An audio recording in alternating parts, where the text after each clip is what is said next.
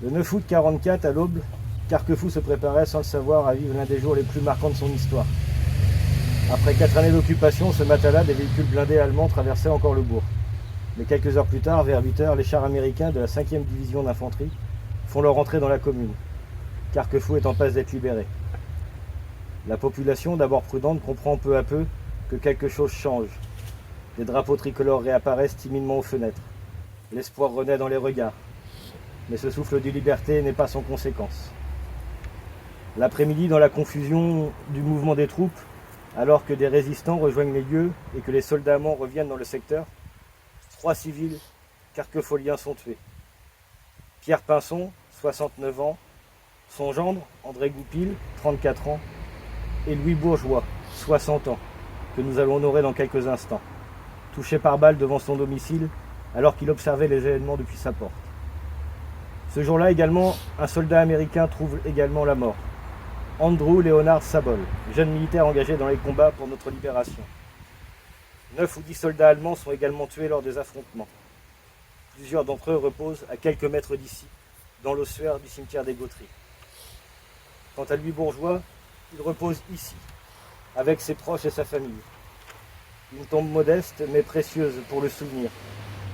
Elle nous rappelle que derrière les grandes pages de l'histoire, il y a toujours des destins simples, brisés par la guerre.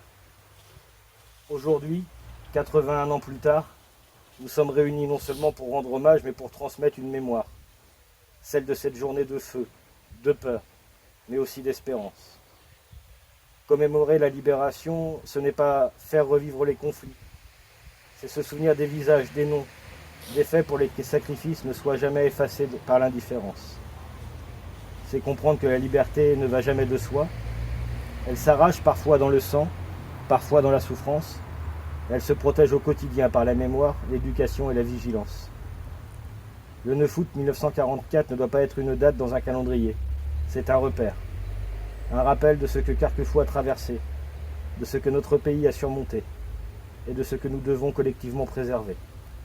Alors souvenons-nous, non par nostalgie mais par fidélité. Souvenons-nous pour qu'aucune génération ne vive ce qu'ils ont vécu. Et souvenons-nous pour que le mot liberté ait toujours un sens.